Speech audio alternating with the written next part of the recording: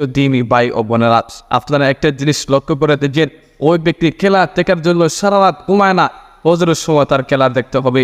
অথচ যেই আল্লাহ সুবহানাহু ওয়া তাআলা তাকে এত সুন্দর চেহারা দিয়েছেন, এত সুন্দর সুঠাম দেহের চেহারা দিয়েছেন, ওই ব্যক্তিটা একটাবার পাবে না। যেই আল্লাহ তাআলা আমাকে দুনিয়ার মধ্যে পাঠাইছেন, ওই একটা বিষয়ের কথা বলতে আসলাম আপনাদের সামনে। এই বিষয়টা আপনাদের সামনে উল্লেখ করতেছি। বর্তমানে ফিফা আমেরিকার খেলা চলতেছে। আমরা সকল যুবক যারা রয়েছে তারা এই খেলাগুলো দেখতেছি। তারা এত পরিমাণ খ্রিস্টানদেরকে সাপোর্ট করতেছে, কি আর বলবো, বলার ভাষা নেই। অথচ রাসূল কারীম সাল্লাল্লাহু আলাইহি ওয়াসাল্লাম বলেছেন, আল্লাহ পাক কুরআনের মধ্যে বলেছেন যে তোমরা কাফিরদেরকে বন্ধু বানায় না।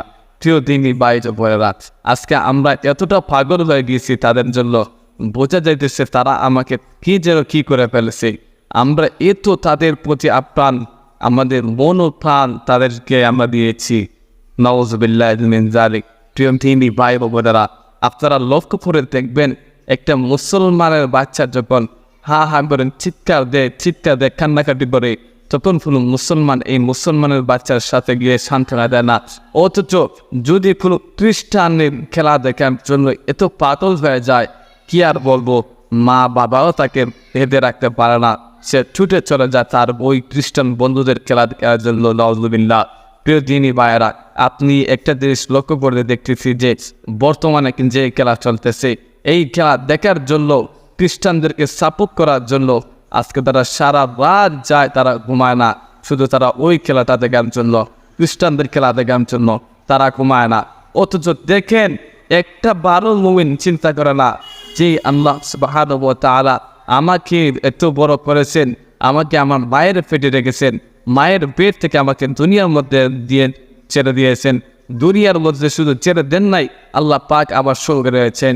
আল্লাহ তাআলা আমাকে মায়ের মাধ্যমে, বাবার মাধ্যমে আমার রিজিককে আল্লাহ তাআলা দিতেছে। আমি আল্লাহ সুবহানাহু ওয়া তাআলার রিজিক খেয়ে আমি আজ এত বড় হয়েছি। আজকে আমি আল্লাহ তাআলাকে ভুলে গিয়েছি। প্রিয় দিনী ভাই ও বোনেরা, আপনারা একটা জিনিস লক্ষ্য করে দেখেন, ওই ব্যক্তি খেলা দেখার জন্য সারা রাত ঘুমায় না, ফজরের সময় তার খেলা দেখতে হবে। অথচ যেই আল্লাহ সুবহানাহু ওয়া তাআলা তাকে এত সুন্দর চেহারা দিয়েছেন, এত সুন্দর সুঠাম দেহের চেহারা দিয়েছেন, ওই ব্যক্তিটা একটাবার পাবে না।